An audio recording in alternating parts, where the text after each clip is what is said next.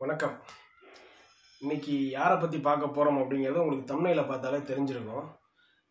தேமுதிக அப்படின்னு நான் தனிப்பட்ட விதமாக ஒரு கட்சியை சார்ந்தவராக அவரை ஆக்க விரும்பலை. ஏன் அப்படின்னா இவர் இன்னைக்கு மக்களால் ஒரு மனிதராக பார்க்கப்படுறார். சரிங்களா? கிட்டத்தட்ட 1952 மதுரையில் திருமங்கலத்தில் பிறந்தவர் தான் விஜயராஜ் அப்படிங்கிற பேரோடு இருந்தவர். அவர் யாரும் இல்லை, நம்மளோட விஜயகாந்த் சார் தான். இவர் ஊரில் சும்மா சுற்றிக்கிட்டு இருக்கிறத பார்த்தோன்னே அவங்க அப்பா ஒரு ரைஸ் மில்லுக்கு ஓனர். அந்த ரைஸ் மில்லை பார்த்துக்கப்பா அப்படின்னு சொல்லிட்டு அந்த பொறுப்பை அவர்கிட்ட கொடுக்குறாரு. ரைஸ் மில்லை பார்த்துக்கிட்டே என்ன பண்ணுறாரு, ஃப்ரெண்ட்ஸு கூட சுற்றுறது, படங்கள் பார்க்குறது, இதுதான் இவருக்கு வேலையாக இருக்குது. அப்போ எம்ஜிஆர் மீது பெரிய ஒரு நாட்டம் வருது அவருக்கு. சரி, நம்மளும் ஏன் படத்தில் நடிக்கக்கூடாது அப்படிங்கிற ஒரு யோசனை வருது. ஆனால் கருப்பாக இருக்கிற நம்மளை யாரா அக்செப்ட் பண்ணிக்குவா அப்படிங்கிற ஒரு தாட்டும் அவருக்கு வருது.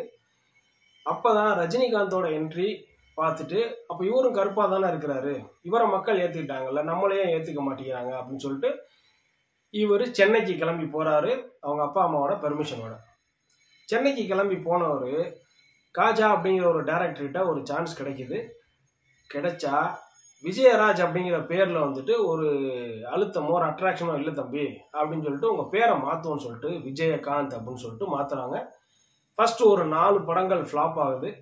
அதுக்கப்புறம் எஸ்ஏசி, அதாவது எஸ்ஏ சந்திரசேகர் சார் இயக்குன சட்டம் ஒரு இருட்டறை அப்படிங்கிற படம் பயங்கர ஹிட் ஆகுது. அங்கேருந்து விஜயகாந்த் ஐயா நடித்த எல்லா படமும் பயங்கர ஹிட்டு.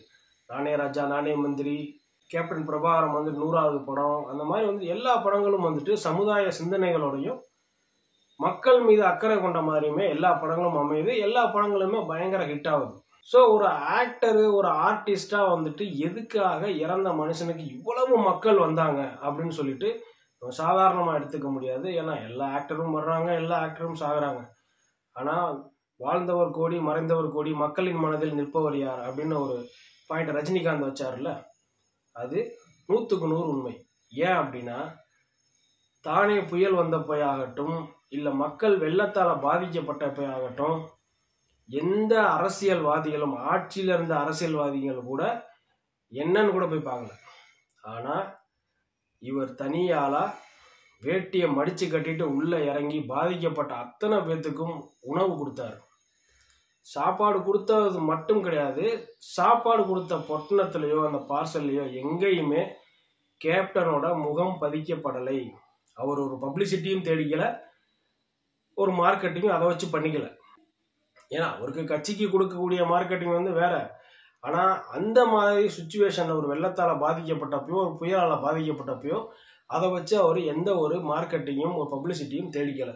ஆனால் மற்ற அரசியல்வாதிக்கு கொடுத்த அத்தனை பொட்டலத்துலையும் பார்சல்லையும் அவங்க கட்சியை சார்ந்தவங்களும் கட்சி தலைவர்களோட புகைப்படமும் பதிக்கப்பட்டிருந்துச்சு. இது மட்டும் இல்லாமல் தன்னோட வீட்டில் நிறைய பேர்த்துக்கு அவர் சாப்பாடு போட்டுக்கிட்டே இருந்திருக்கிறார்.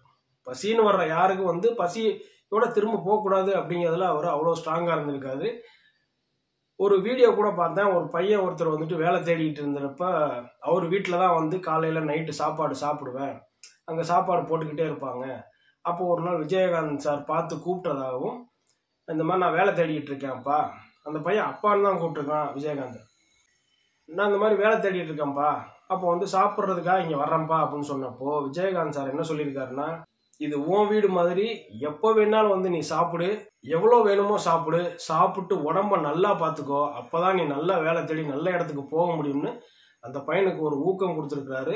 விஜயகாந்த் சார் என்கரேஜ் பண்ண அந்த பையனும் இப்போ வீடியோ போட்டு அதுவும் பயங்கர வைரலாக போய்கிட்டு இருக்கு.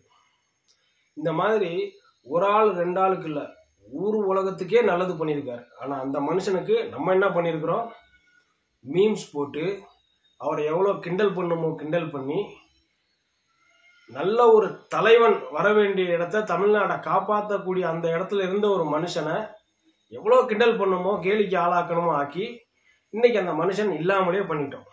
ஆனால் நம்ம இல்லாமல் பண்ணாலும் மனுஷனாக இருந்தார், இன்னைக்கு மனுஷனா மகா மனிதனாக மாறி நிற்கிறார் எல்லார் மனசுலையும். ஏன்னா இறந்தப்போ இவ்வளவு கூட்டம் நான் கேள்விப்பட்டுக்கிறேன், எம்ஜிஆர் ஐயா இறந்தப்போ இவ்வளவு கூட்டம் இருந்துச்சு அப்படின்னு. ஆனால் அதை தாண்டி இப்போ சென்னையில் அவரை கொண்டு போகிற அன்னைக்கு எல்லா ரோட்ஸும் பிளாக்கு, அவ்வளவு கூட்டம், அவ்வளவு மக்கள் வெள்ளம், மக்கள் அவ்வளவு பாசத்தோட, அவ்வளவு மனவேதனையோட, அழுகையோட நின்று அவருக்கு இறுதி அஞ்சலி செலுத்தினாங்க.